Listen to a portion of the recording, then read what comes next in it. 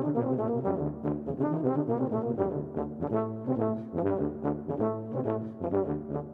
and welcome to the latest episode of the Brass Junkies. I am your host, Andrew Hitz, and I am joined by my co-host, Lance LaDuke. Lance, how are you?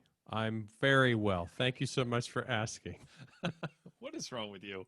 I'm not clear on that. People don't understand. Like we just had our mind blown by Marty Hackleman. I mean, no joke. Like he just hung up, and then I said, "Whoa!" and Lance said his exact words were, I can't believe how much I needed that. I didn't see that coming." And then I hit record, and then he started lip syncing with what I was saying half a second late. I mean, like literally, he like had a moment and then went right to that level of jackass. So that's what I'm dealing with here, people. I do what I can. And when I'm getting out of Boston Brass, I was like, you know, there's one person who I want to continue partnering with in the world right now, and that's this jackass. So I need a therapist. Joke's on somebody. That joke is on somebody.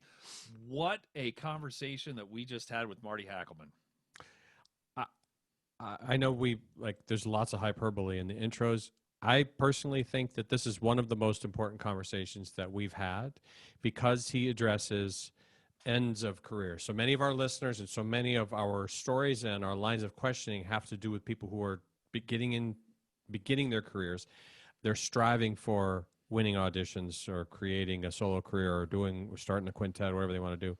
And we have had lots of conversations about what the careers are like, but this is the first time that we've really, I think, done a deep examination of when you get to the other end of your playing career, what does that look like? How do you make those decisions? What are the ramifications? How do you make peace with it? Like, it's just, I think, an incredibly deep and important and thoughtful direction that I'm just unbelievably grateful to Marty for sharing. Yeah, and it continued right through the bonus episode too. I mean, just the thoughtfulness. For the bonus episode, we asked him about COVID and about where the business is going, and we don't ask anybody. I find that to be a fascinating question. We're not asking you to predict the future because, like, good luck. I mean, no one can do that. But his answer was just so thoughtful and nuanced, and it was just, the whole thing was. That's what I love about Marty. He's a dear friend, and he and I have had some conversations that we will just say were not too deep. just being stupid, you know, like late at night smoking cigars, just like not talking about we'll just say not talking about philosophy or philosophers. But then also it's like there's tons, and then there's tons that are like, you know, it can be both. It's like, well, Pat Sheridan, I mean, there's like who we talk about in this episode a bunch. I really cherish friendships like that can, but boy, I felt like he just took us to school. Yeah. I was like, just the perspective and and learned experiences, right? Like not just thinking about stuff and here's my thoughts, like here's what happened to me and here is what I have extrapolated from that. This is really good stuff. Yeah. So, thank you to all of our Patreon patrons for supporting the show. Like we cannot tell you how much that support means to us and to Pedal Note Media. We are planning a crazy amount of stuff happening this fall, and all of it is a direct result of you. I mean, and that's not hyperbole. Thank you so much to everybody who does that. If you want to learn more about becoming a Patreon patron, you can go to patreon.com/thebrassjunkies. It'd be awesome if you wanted to leave a rating and a review on iTunes. And tell a friend about the show if you think they'll like it. Tell an enemy about the show if you think they'll hate it. This one's actually this one's helpful. So don't tell your enemies about this, but choose pretty much any two past episodes. One of them will probably be pretty terrible. Eddie, is there anything I'm forgetting, Lance, or should we get to this mind-blowingly thoughtful and thought-provoking presentation from Marty Hackleman? I think we're good. Oh, there you go. Yeah. Without further ado, let us get to the conversation that we had with Marty Hackleman.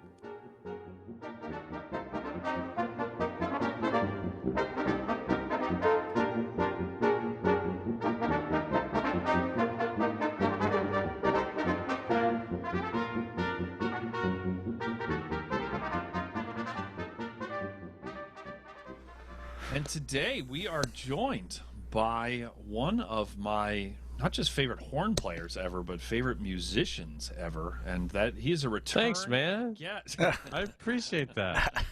That's really sweet of you. Yes, we are also joined by Marty Hackleman.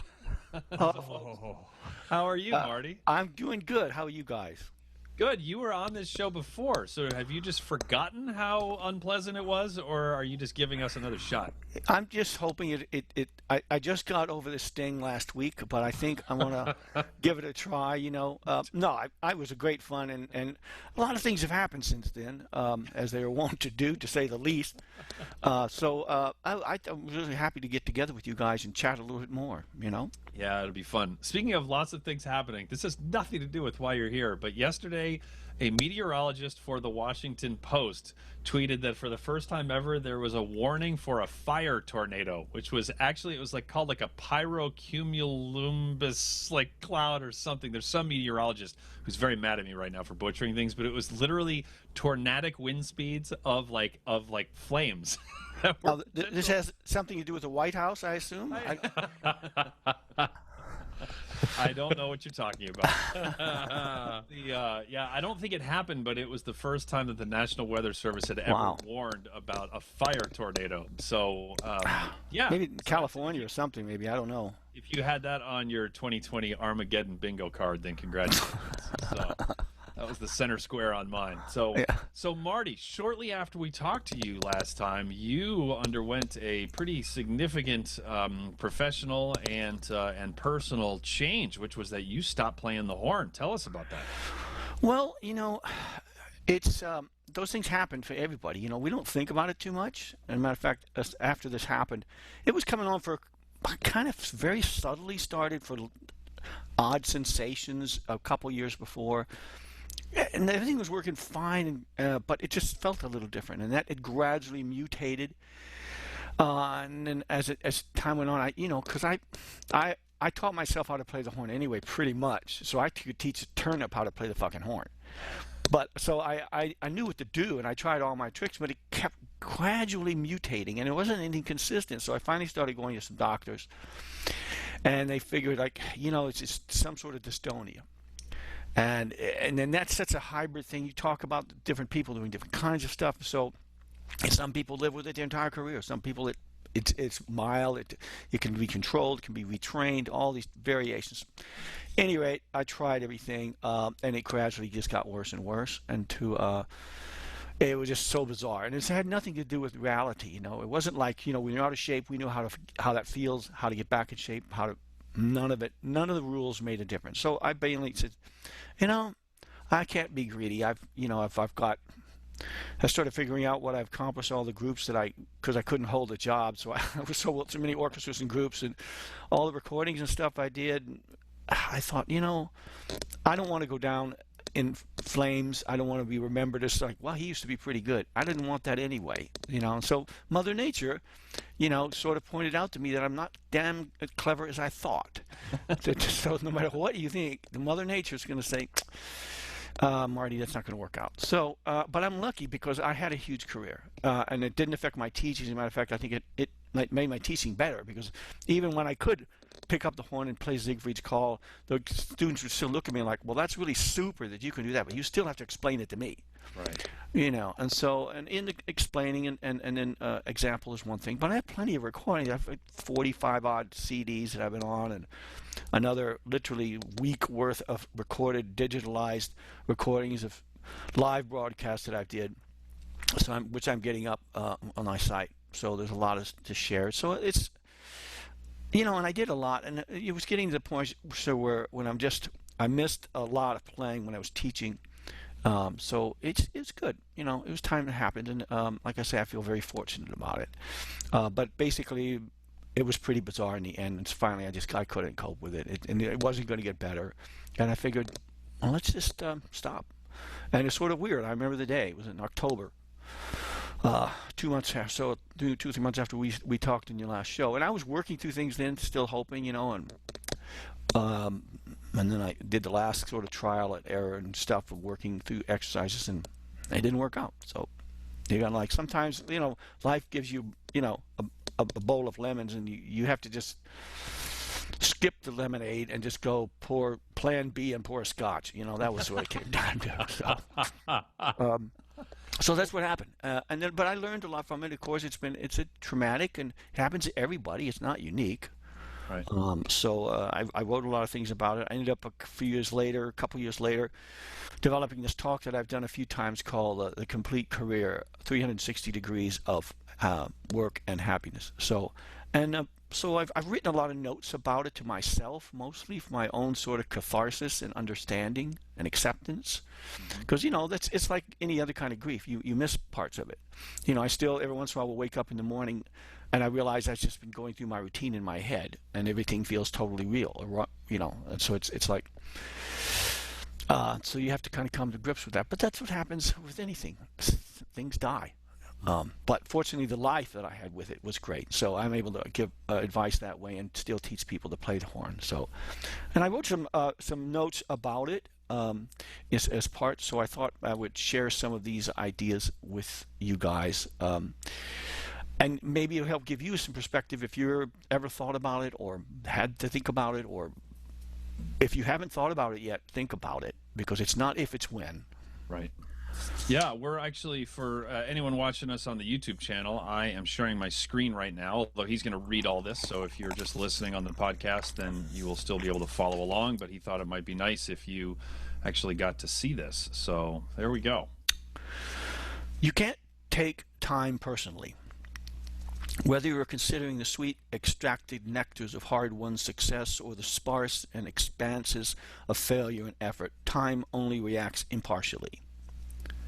The impossible things will melt under age, and immutable, stalwart destinations and accomplishments will evaporate. What we become influence all around, but that radiance or blight will wilt. Whatever we are was not at one point, and we were not missed. Retirement. Mother Nature moves on in spite of our paltry preparations.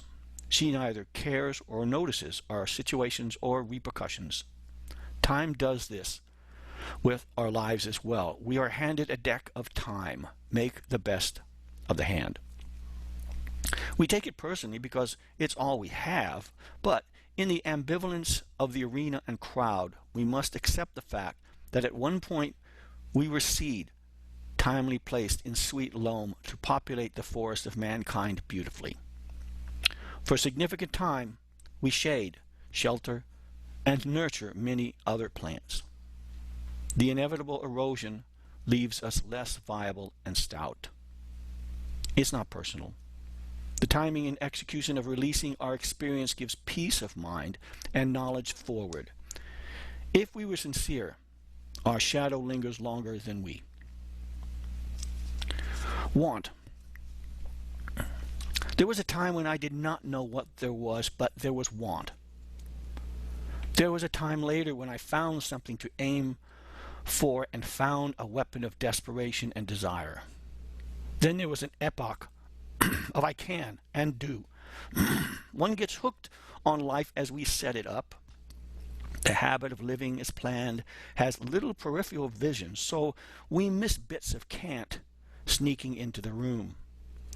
Then the days of can't arrive, bearing their own banners that we feel well before we see their unfamiliar countenance and smell the tart, ripe airs. Then we can't. But all along, want stayed unparalleled to all the days of strife and success. Want picked me up, put sight in my eyes, a dream in my chest, and knew when to rip the bandage off to get on with things. There was a time when I could, a time when I did, and then a time arrived when I couldn't. Want sits with me now, reminiscing. That's powerful. I mean, that is really, really an amazing encapsulation of life. Yeah. Well, it's sort of, yeah, parts of, you know, I've always sort of contemplated things. I try to just be every day, do the best I can. And then when things, misfortune, when death happens or misfortune or something, you've got to get your head around it instead of just you accept it, but try to understand it and look at it. And so and for me, it was a question of like, why, what, how did I get here? How did I get to this ending? And for me, that's the reason I did it. So the whole career thing I talk about from the beginning, what motivated me, what started, why, why did I do what I did? What came of it? What were mistakes? What were good things? And so this was just reminiscent of about ending up taking my little buddy the horn and having to put it down. But that didn't mean, we still had to not have a connection. So yeah, so that's still a little something that hopefully people can appreciate and, Well, I have some questions for you about it. Well, first of all, I'm ignorant about the questions, why I'm asking it. So do you make music in other ways beyond playing? I'm guessing, because we all end up conducting from time to time, we do, but do you play other instruments? I know you're still. Yeah, I'm teaching. No, actually, I play classical flamenco guitar because I actually started that before I played the horn, and I took up the horn at age 16. But when I really decided to take up the horn and go in earnest at it around 17 years old, I thought I couldn't play two instruments, so I stopped playing guitar. But I still loved it, and didn't play it until picked it up again about 4 or 5 years before I came here. So that would have been in 2008 or 2000. Yeah, I came here in 12, sometime around 8, because I figured by that time I felt pretty comfortable on the horn. So I thought, I think I've got time to take up the guitar again. So I did. That's my, and I always, when I took it up again and started doing it and loving it, I always told myself, if anything ever happens to the horn, this girl is going to be my new girl. And so fortunately, I feel incredibly fortunate that I have a new mistress and that we get along.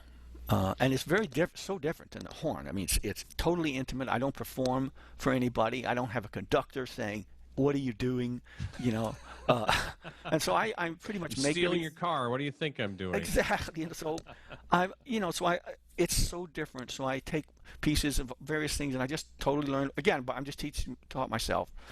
So I have this repertoire that I learn and I adapt and I arrange my own way. I said, I don't like that chord. I don't like that rhythm, and so I'll just mess around with it. So it's very intimate, and I do everything every day. It's all by memory, and I add to things that way. So I'm lucky. I do have some other things. As far as conducting goes, well, it didn't happen before COVID, and it's probably not going to happen after. So, and that's I mean, I conduct ensembles and stuff like that, but not like, I want to be a conductor. I mean, no. What about, because I goof around with ukuleles. I just, that's like my total passion. Like if the place was on fire and I had to choose between the horn and the uke, I'm grabbing the uke. Yeah. And what about the dog and the uke? I'll make 2 trips. No. I've found it really interesting in terms of there are things I think that cross over amazingly and sort of self-support. You're creating this tether that cuts back and forth across playing a wind instrument, playing more of a choral or a different, completely different animal. What have you found that you brought with you from playing the horn? I think guitar playing, and there's some really great guitar players out there and great guitar music and stuff, but sometimes I find it a little gratuitously notey. And sometimes you miss the real melody. And coming from a single line instrument, I can always figure out exactly what the priority is in this pot of notes. And that's sort of instinctual, and that's sort of where I gravitate when I work things up. It's always about what's the direction here, what needs to really be listened to. Yeah, you got technical things, but so I think that finding that the singing line out of whatever's going on is important, And sometimes I think with keyboard players and guitar players, etc., who play a lot of notes, sometimes it's just playing a lot of notes is the piece. Right. No, and we've heard that many times. Wow, you hit a lot of notes. I didn't hear any music, but so. If you get near a melody, play it. Yeah, exactly. Exactly. Okay, so and now I want to actually pivot because I think I'll be 53 next month, and I definitely feel like I'm Thank you for this therapy session, by the way. I feel like I'm in a transitional period. When I left the quintet, I played with River City Brass for about a year or so, and then stopped doing that. And now it's really playing in lessons, and then an occasional recital or occasional concert with Andrew doing some nonsense that we do. So what I'm experiencing right now is that since I was in 5th grade, I've self-identified as first a trumpet player and then a euphonium player, and then we tacked on the trombone for a little while there to join the quintet. But that my identity was tied to this thing, that this is who I am. I am a blank player. Right. And now I'm in a point where if I am not playing the horn that much, and does that identity still bear fruit or have merit? Yeah, do you feel like am I alive? Do I deserve to be alive without having my brass instrument in my hand? Yeah. Am I relevant? Yeah, So, I know. Yeah. What was that? What was that evolution or transition, or did you experience it that way, or was it? Yeah, mine was a bit more abrupt.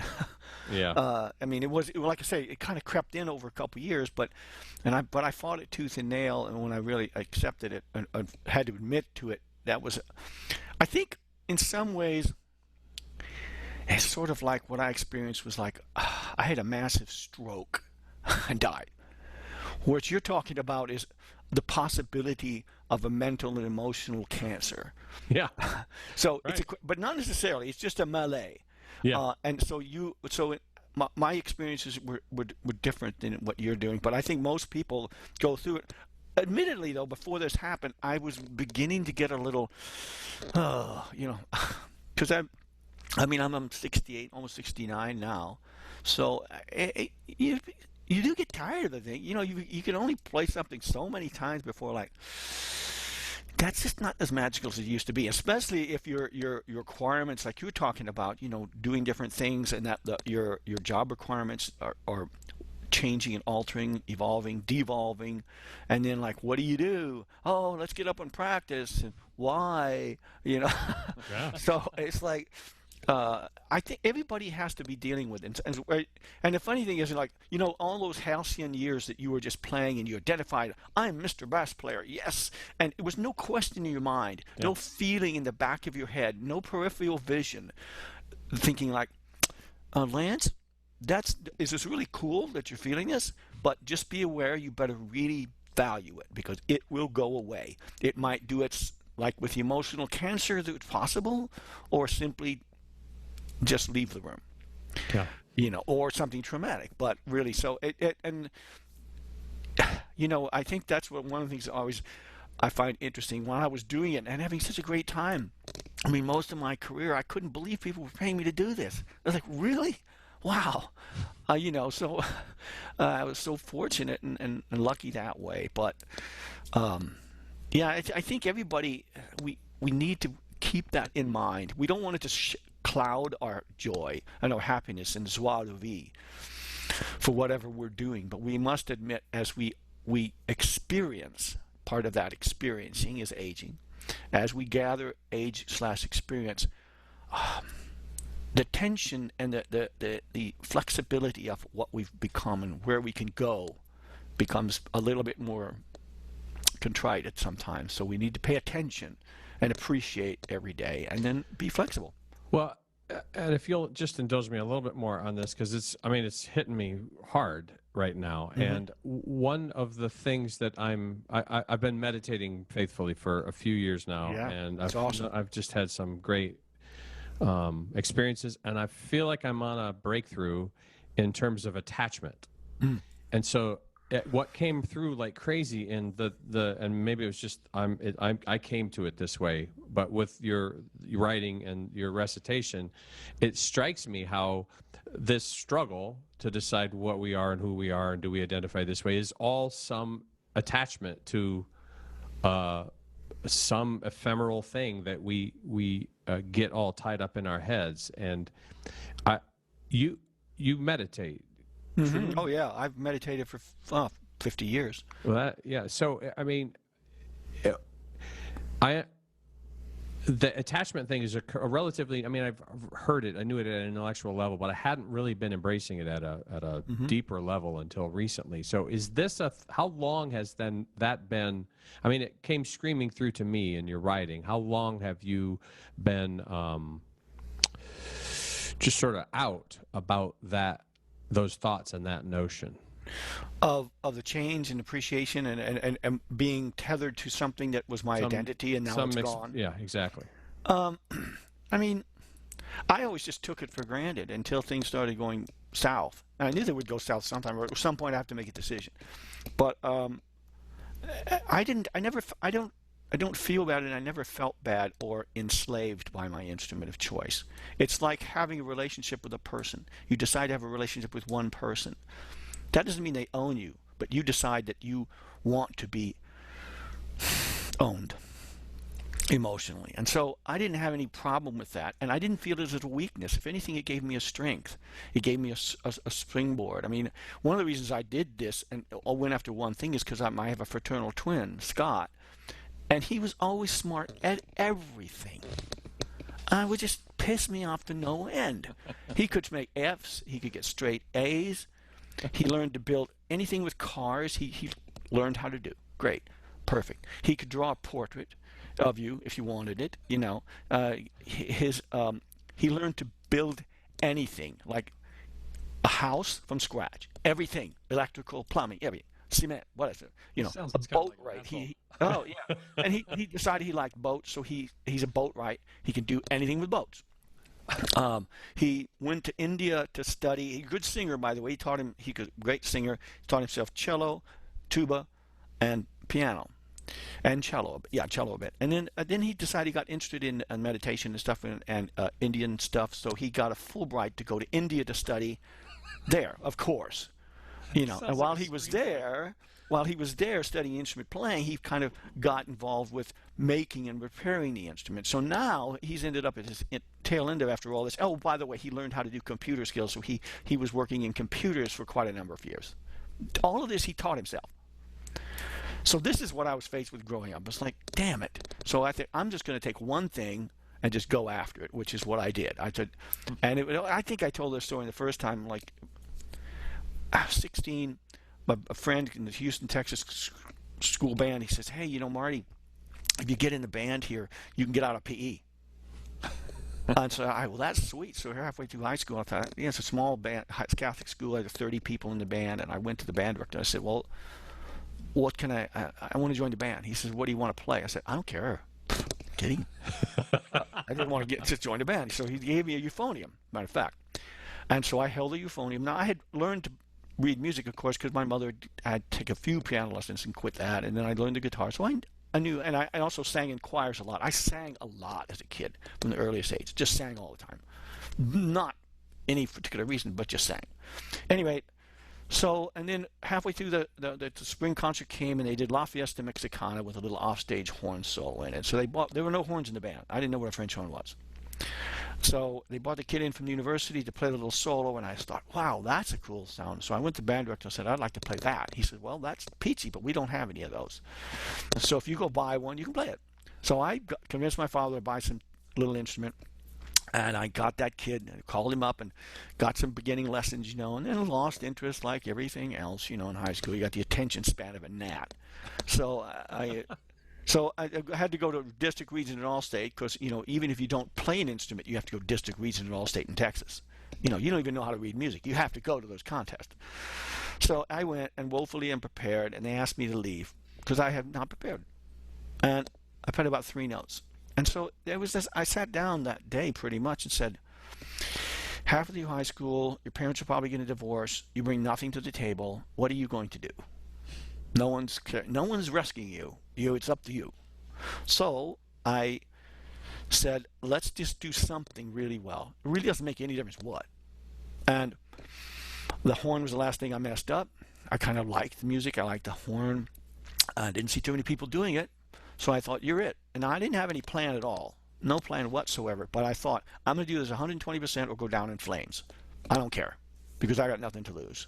So I just went after it, and then I quickly got a little better, took some lessons, got a scholarship to the University of Houston, and was doing well there. And then second year in college, I got the job in Calgary in '72, and then just kept pedaling faster and faster because I broke down a few times, taught myself how to do all that. So I went and took lessons in Vienna and with Barry Tuckwell, and I just anything to do with the horn I would do.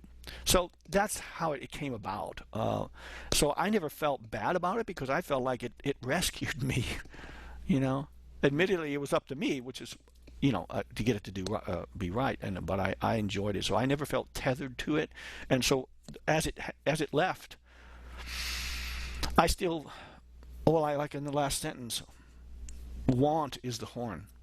That's what that word want is. And so want sits with me now, reminiscing that history of the horn, that relationship, those memories. So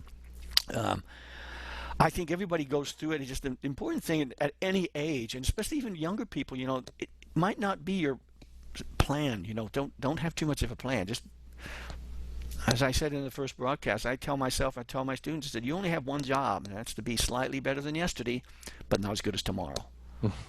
So if you just stick with that, then you end up with a little peace of mind and a little challenge at the same time. So it's so interesting. I mean, I totally used playing as an escape. I mean, an opportunity to escape from the situation that I was in as a kid. I see. Just like it was like this is a thing that I think I can do. So I kind of did the exact same deal, which is kind of interesting. And then now, I'm safe. Like I'm living indoors and eating food. And so just like, do I need to worry about that? What was it, do you think about the way you grew up, that your parents, I don't know if you have brothers and sisters beyond your twin, but that you had these like super high achieving, I mean, what was it about your household or your parents, or do you think it was just on your back that you guys I think became? Well, my mother was a very good keyboard player, church musician, and singer. As a matter of fact, I didn't know until after she died that she actually had a full scholarship to Juilliard, but she turned it down to have us and got married, which I didn't even know. And then so she was very good. So I was brought up, and my father, he liked music a lot. He played the saxophone, which I forgave. But he loved, but he was incredibly intelligent. He taught a lot. He was a salesman, but his last main part of bulk of his career was in talk radio. So he had 2 radio shows, and so he was interviewing politicians and movie stars and whatever all the time in Houston. And he was very intelligent, and you couldn't argue with him. He knew how to talk, and so my brother always tried to argue with him. So they got in knockdown, drag-out fights all the time. And with me, I just wouldn't say anything, and he would yell at me, "Do the blah, blah, blah." And so nothing gets more irritating. So anyway, so they were very intelligent. So for me, it was, and the music, it was very perplexing to him. I mean, that I went into music at first until I got the scholarship and stuff, and especially when I got my first job. My father was just worried, sick to death. As I understand, like you're playing this and you expect to make a living at that? Really? And when it popped, and I finally did, and especially as I got more famous and stuff, where he was incredibly proud, and so was my mother. So I think my brother's intelligence and my father's intelligence, and it's just like, and nobody ever came to me. They said, "You're fucking up in school again." Well, that went on for years, but no one ever said, "You really need to get your act together, do something." Nobody ever said it, until I just said it to myself, like, I'm tired of laying on the floor. Let's get up. I've heard that story. I've heard you tell that story. I don't know if it's 3 times or 5 times, and in master classes, just in chat, and every time it makes me want to rip my shirt off like Hulk Hogan and run through a brick wall like Kool-Aid Man. I mean, it's just the self-awareness of a 16-year-old to figure out I think it's 2 parts combined that are so impressive.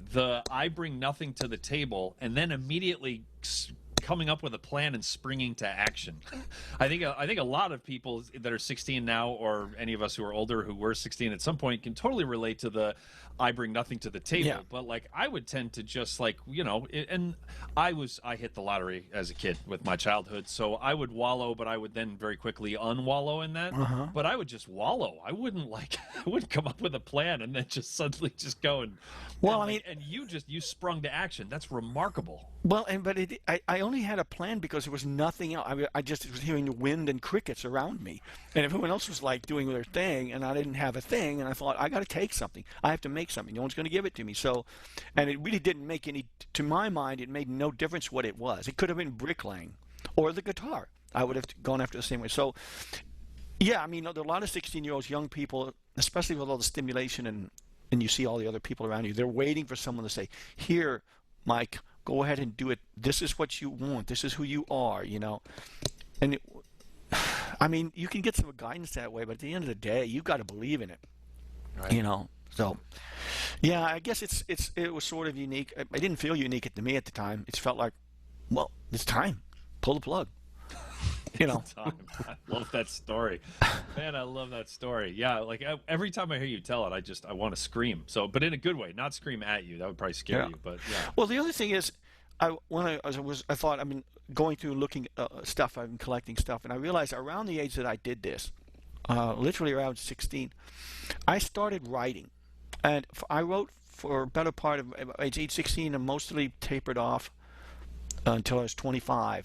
And I don't know why I started, and I didn't have a plan or anything. My father tried to get it published, and there was some interest in it, but it never happened. But I thought today, again, to sort of get a point of reference of like, this is me as a young man figuring things out, and we all have these thoughts and ideas. And so I collected like 5 little poems I thought I would share about this, and basically I'm putting together this compilation. I wrote about 190 pages of poems.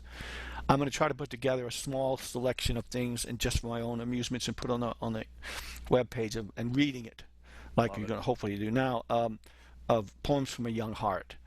And just so people can enjoy it in different ways. It's not music, but in some ways it hopefully can give you some peace of mind. So I thought if you guys are interested, I would just read these things and you could set them up on the screen like that.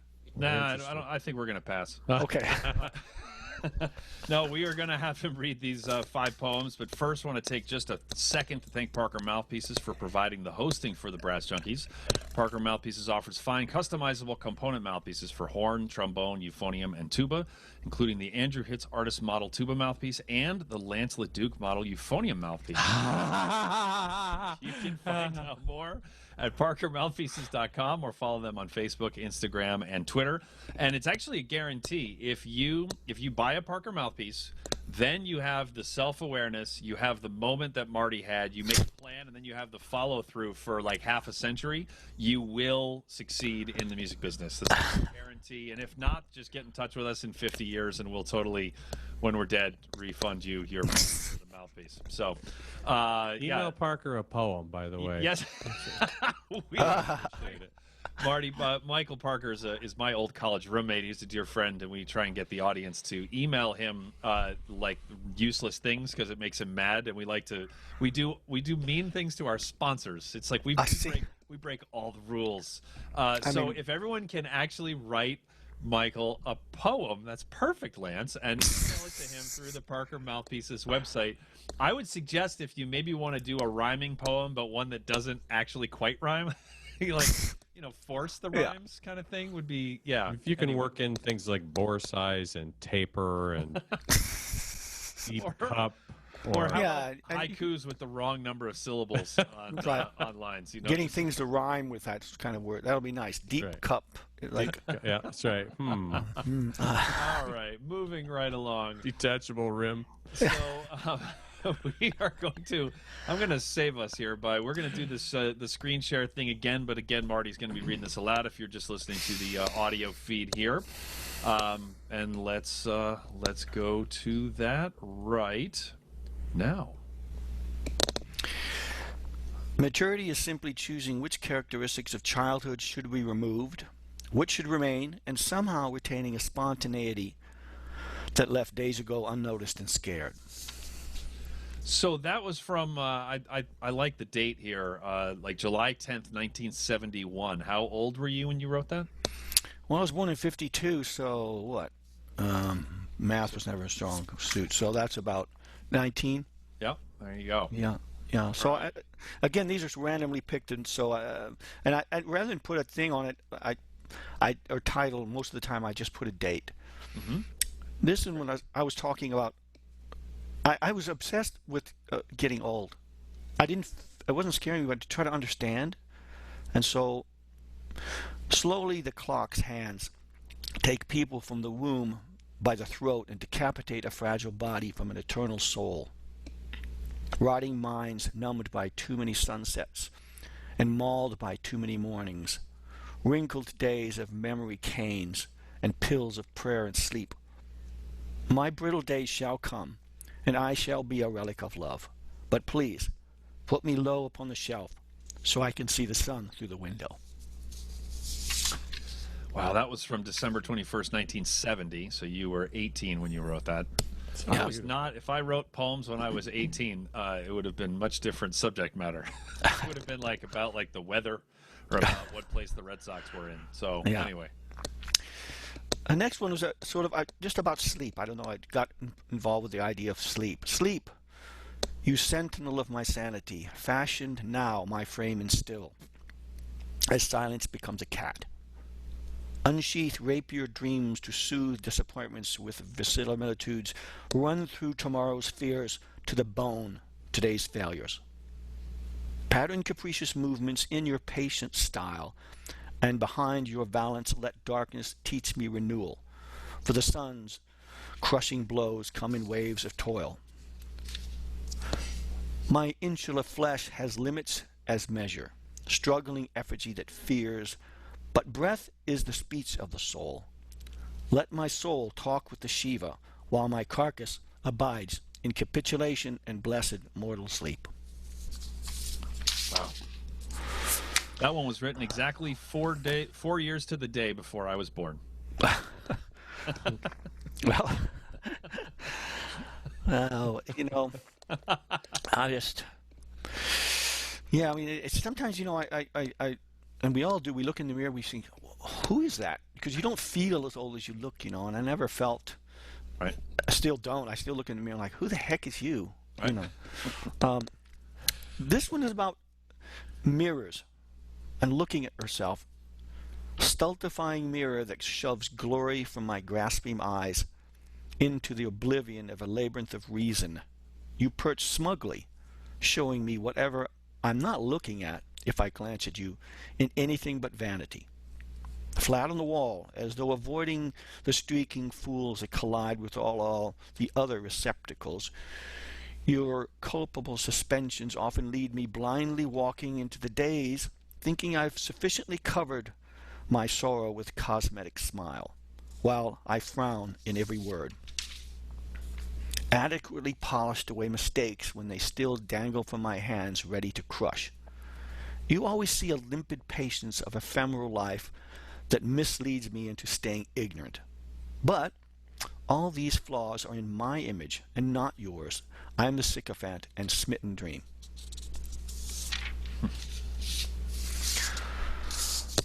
And the last one, I wrote a lot about love because I was a young kid, right? So, and it was always fascinating me. And I got married when I was young, 19. So this was one of the ones that I had written for her. At times when I am not inspired, I think of how you fill me, then go on. At times when I am inspired, I think of how much more you are, then go on. When I'm sad, I reflect upon the clear joy that your presence is and ascend enough to make the day. And when I'm happy, I know how much more effective I could be if your hand had formed my smile. With you, time is a friend of intimacy. No matter how I feel, there's always more to it, always with direction in your company. To know of you is to know for you, and by this, living perfectly even in your absence. But in your presence,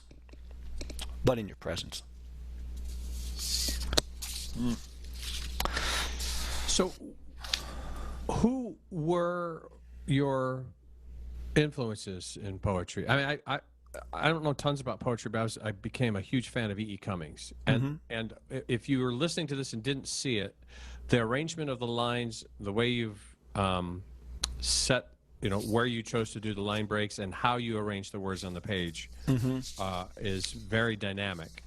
And it's as big of a part of it, I think, in terms of it as are the images and the words. So how did you get there as a writer? I read those people, and I always liked the idea of not having words just in lines. That the way I wrote it and felt when I wrote it out with the weird punctuations and stuff, it's sort of like hesitations, thoughts, timing. This moves into this. This is a separate little thing. This is a branch road here. So that was the intent of it. It was a map, emotional and a theoretical map. The other person that I adored as a kid too was Shakespeare, and he used words. Shakespeare is like, every time you start reading Shakespeare, you're like, what is he talking about? And then suddenly you realize the words are put together, but you're understanding it, but you don't know how you're understanding it. And so that was an influence to me. I used to love I still have the notebook. As a kid, one of my favorite things to do would be get the dictionary and simply open it up and find a word I don't know. And then I would write it in a spiral booklet. And I still have the spiral booklet, just handwritten, like, oh, that's a cool word. So I would just, I don't know why. So, I read those things in school, and I really enjoyed the emotional impact of those different kind of authors we had to study, the poets.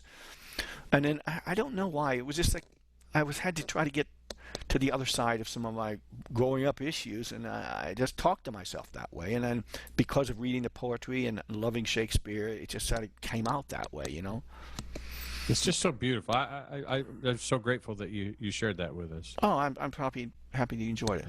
We want to talk to you about the All-Star Brass, but before we do, I want to let you know that the Mary Papert School of Music at Duquesne University is a fine institution and a long-standing sponsor of our show. Thank you very much to them for being a sponsor. And if you're interested in finding out more about what's going on at the Mary Papert School of Music, who you can study with, what your opportunities are, there is a link in the show notes which will take you to a page created specifically for listeners of the Brass. Specifically? Junkies. Specifically. Wow. And so I wanted to take a moment to give a very, very special thanks to the man who made it possible, Jim. He's a poet and didn't even realize it, Nova, for making that happen.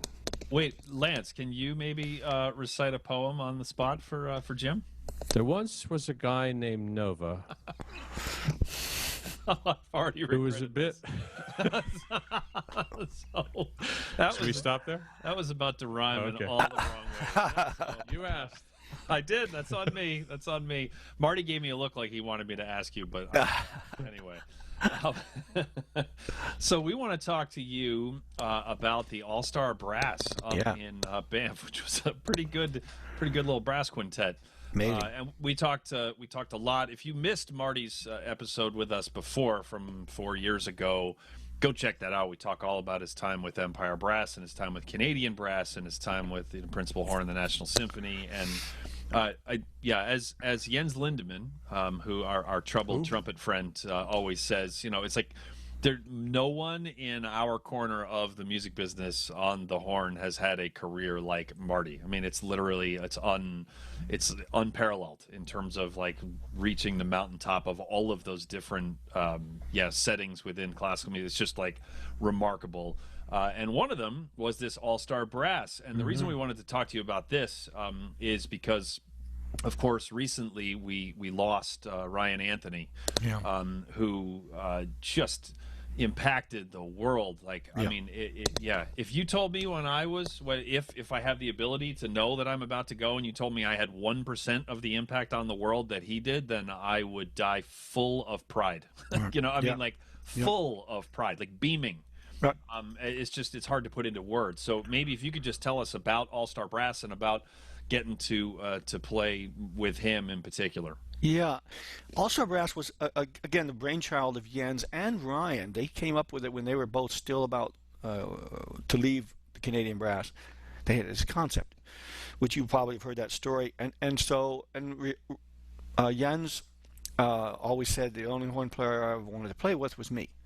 And so when he got his political ducks together with his influence in Canada and Banff and created this thing, he wanted the best there were people he knew of right off the bat. So we ended up with myself, Jens, and Ryan, and then Pat on tuba.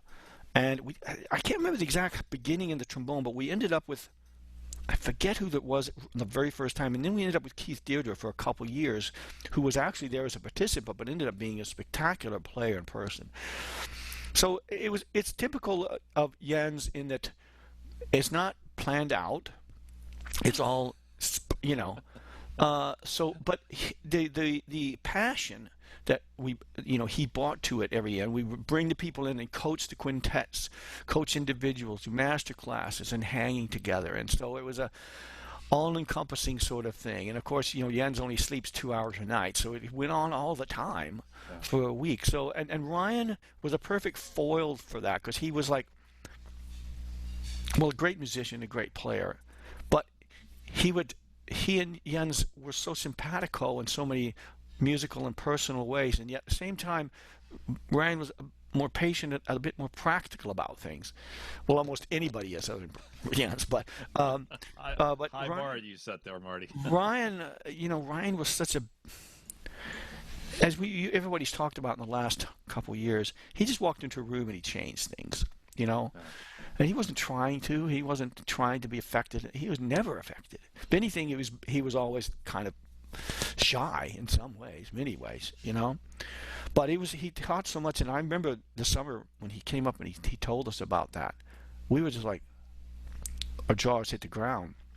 And yet he, even from the beginning, and wasn't faking it, like, I'm going to get this. I'm going to work on this. It was I'm strong. It's very unique. And so, and then when he came back the next summer, honestly, at the time I thought, I'll never see him again after this Banff, And it went on for years, as you well know. So, and every time going through everything like that and talking and stuff, as his body diminished, his spirit grew. And so that was, to be around that was incredibly special and I wouldn't say daunting, but it's like no matter how good you try to be, I ain't that good.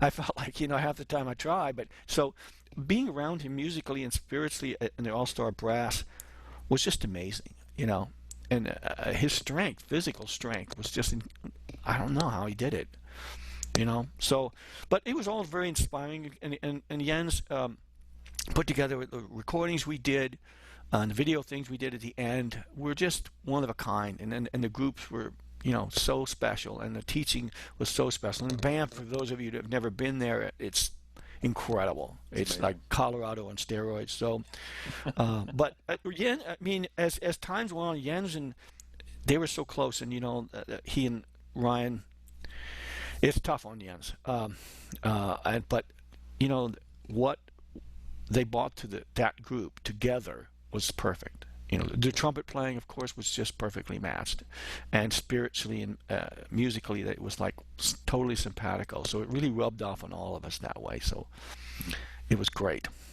It's awesome when the universe kind of not that there wasn't a ton of work that went into it, but I love when the universe kind of conspires and a collection of people like that comes together for something that is that important and that lasting.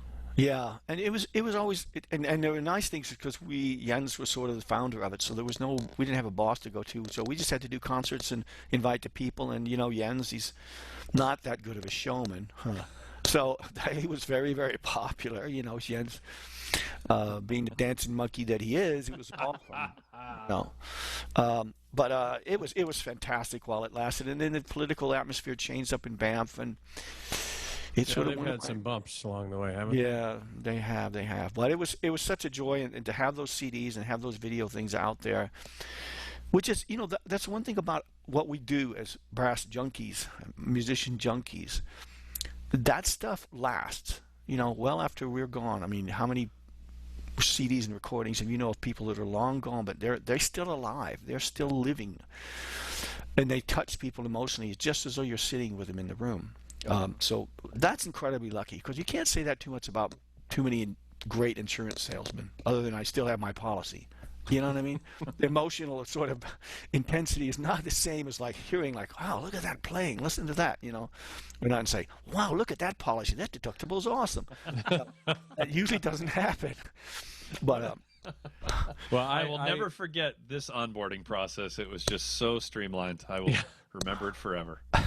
I remember. So I'm looking at the All-Star Brass page, which you'll find in the show notes, and I remember being at Pat's house just after he'd come back from Banff, and he had all of the raw stuff, and he was just like, it was like a needle drop. He would just like pick a place and start it, and then watch my face, and then do it again like 30 seconds later, 2 minutes later, 8 minutes later, because these are all recorded live. You just like captured all this stuff, and it was blowing the back of my head off how just the quality of playing was, you know, we're all kind of salty old dogs at this point. It's like, okay, you know, what do you got? yeah. Oh, very nice. Yeah, good for you. Hey, yeah. But I was like, whoa, huh? I had no category in my head for this. It was just such the level of playing is just. Well, that's the thing that was really cool about it, is because all those CDs were basically live, and that was unique. I mean, we get good CDs nowadays. You know, time it does it, but you can make anything sound good if you've got the money and time. But we wanted to do something in real time, and those were those things were, which is why they're really cool. Even when I listened to it, I was like, "Damn, that's pretty good." You know, I was like, but it wasn't just one person; it was a whole group, of course, pulling together and feeding off that energy and stuff. So it was really cool. And Pat was a force of nature, you know. So he was amazing. But when you look at this site, I mean, it shows the personnel. And it's just like it's, you know, Jens and Ryan, Mark Gould, Brian McWhorter, Phil Snedeker are that's your starting lineup for trumpet players, and then you and Glenn Van Looy are the only two. Like, so Glenn's a awesome euphonium player, and but on trombone and tuba there were a bit of a variety. So Keith Durda and Wycliffe and Alistair Kay and Elaine Trudell. Alistair, and Elaine Trudell, all of which are fantastic in different ways. All that low brass was amazing. And then Les Niche, Sam, and Pat, like you know, it's like okay. So how do you put it? Yeah, it was just amazing. So Jens put together an all-star brass thing, and as far as I was the only horn player that ever showed up. Yeah, that's what I was noticing. But impossible to work with, Marty. Well, Jens finally got out. Really? Well, I'm glad. But I guess we didn't use too many two-horn things. Some of the times on some of the things we did, as you see, in the Pines and some of the other things, and Alpine, we used some. Natalie Higgins was there, and another participant was there, horn-wise, and so we did use different people. But most of the time, it was the trumpets were going in and out and conducting each other, etc. And so, and the trombone was sometimes we got who was available. You know what I mean? But these were spectacular. A good trumpets, you mean going in and out of consciousness, I assume is what you mean. Yeah. Yeah. A good way to have job security is when you can play the horn like Marty does, and then you have people write specifically for Marty as a player, and then it's like, well, who are you going to get to sub for me? That's a super short list of people who are even dumb enough to like say, sure, I'll give it a whack. So and then they have to run the whole schedule through you. I mean, at that point, you're wagging the dog at that point. So yeah, it's well played, Mastermind Hackleman. Yeah, well, we did. But even some of the traditional stuff, I would change things around and play them. You know, there was a couple of things, and it's just some amazing playing. You know, just amazing. And the arrangements, like Sam did an arrangement of Sway that featured me in the Stratosphere in a jazz style, which is fantastic. You know, he just showed up one summer. Here's a feature. Okay. So we played it down a few times and did it. So it was amazing times with that group. Miss them all, but you know, we can look back and appreciate what there is and what there is, and then the other thing is, like, for other people listening, like, okay, That was pretty cool. Where do we go from there? Now what? With the brass quintet or brass ideas in general, how do you do it? Now we compounded with all the situation we're all in, physically and financially and artistically, with things shutting down. What do you do? How do you go on? You know, so it's a huge challenge, and I feel lucky I dodged that bullet. This bullet, you know, I'm still hunkered down here in the trenches. That'd be a fun thing. I'd love to get your thoughts. We're gonna, we're probably running close to out of time on this part, but we're gonna keep you around for the bonus. I'm fascinated to find out your thoughts on the what's next of it. Yeah, that's perfect for the bonus episode. But before we transition away from the All-Star Brass, I'm sure that you are well aware that our dear friend Jens Lindemann, I believe you called him a dancing monkey. I think it's his term, actually. I was wondering if, it's like dancingmonkey.ca. Is that available? That'd be a good website just to have it be just a shifting picture, GIF of him. And that's the whole site. I tell you what, any enterprising listener who wants to create a Jens Lindemann dancing monkey GIF, that would be priceless. That would be, and we'll pay for the dancingmonkey.ca if that's available. We'll pay for that. So there's going to be a race to register that. So and then somebody's going to try and extort us, and we'll be like, well, we don't really care. I mean, it'd be cool, but yeah, anyway. You have this is like my 6-year-old, actually. It's very funny where we will tell him to do something, and he has this he always thinks that he has leverage in all conversations, which is kind of endearing unless I'm not in the mood. But he's like, okay, I'll do that, but you're going to, and it's like, wait, you have a fundamental misunderstanding of the power dynamic here. Anyway. Dancingmonkey.ca, unfortunately, is a creative arts agency. Oh, let's sue them for. They're good too. That's the problem. Good. I'm looking through their stuff. It's a really nice. Somebody should contact them to ask if we can buy the URL. We'll offer them like $50. I'm very disappointed that we can't just have that be a dancing GIF of Jens. Anyway, we still need the GIF for whoever's got the chops for that. So speaking of chops, see what I just did there? Wow. As I'm sure you know, Marty, our dear friend Jens has been undergoing some chop problems for a very long time. We've asked over 100 of the greatest brass players in the world for advice, and he's still struggling. So, but you are so thoughtful and so worldly, and I mean, you're a poet. For Christ's sakes. I mean, this is the guy, right? So what advice do you have for our dear friend Jens Lindemann in this desperate time of need? Well, I think he needs to just maintain the idea of trying to do a good, solid routine. I know he's always believed in that, and it takes time. It takes the time for it to really be effective, and you have to be consistent. And the fact is, you've been doing it for somewhere over 40 years, and it still hadn't gotten any place. But it's okay.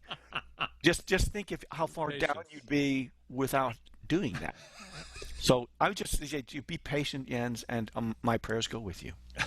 Thoughts and prayers, Jens. Thoughts and prayers. I love it. All right, a routine. I will have you know that that the advice that the late great Sam Palafian gave to Jens was to simply warm up sometimes. Right. Well, he hates it.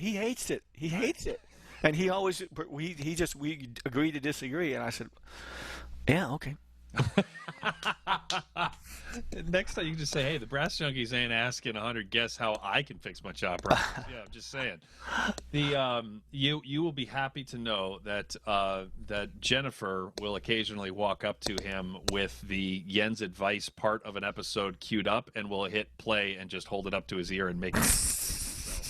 Which you have no problems imagining. So yeah, I can. Oh yeah, that's spectacular. She's like, you need to hear this. Boom, on speakerphone. So I love it. So he has heard a bunch of the advice. Yeah, I'll bet he has. In spite of his efforts to avoid it all. So that's awesome. Yeah, that is pretty great. So.